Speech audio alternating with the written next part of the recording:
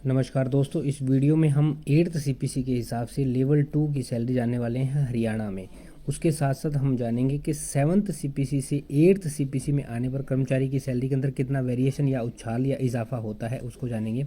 Experts के मुताबिक 8th CPC में फिटमेंट फैक्टर रहने वाला है लगभग 2, अप्रोक्सीमेटली 2 का अनुमान लगाया जा रहा है। तो उसके हिसाब से जो न्यू बेसिक निकल के आएगी और उसके बाद जो भी अलाउंस पत्ते आएंगे उनको हम जानते हैं।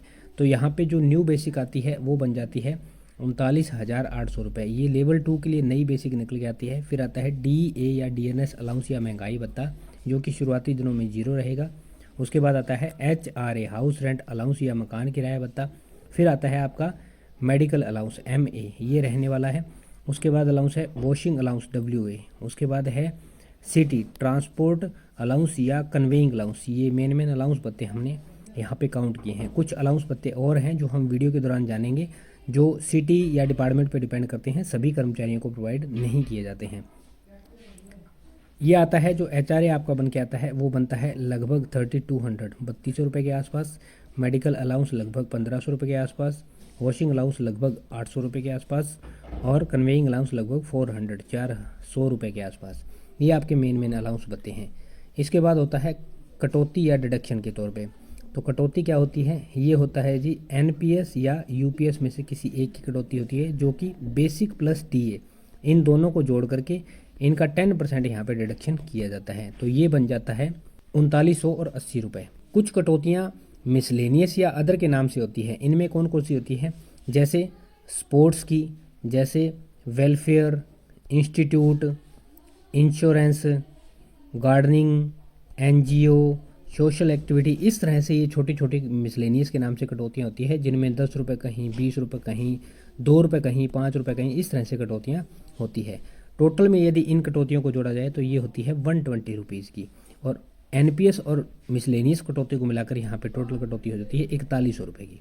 अब कुछ अन्य अलाउंस भत्ते थे, उनको जान लेते हैं।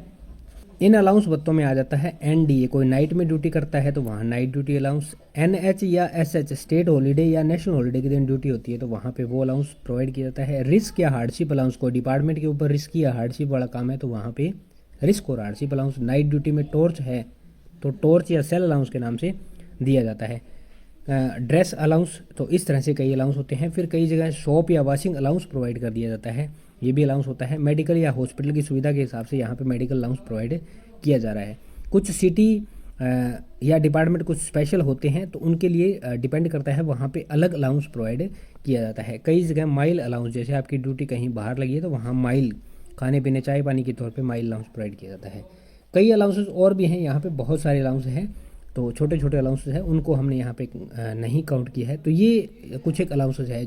इन अलाउंसेस को हमने मेन सैलरी के अंदर ऐड नहीं किया है, क्योंकि ये ड्यूटी पे, डिपार्टमेंट पे, शहर पे, इन चीज़ों पे डिपेंड करते हैं।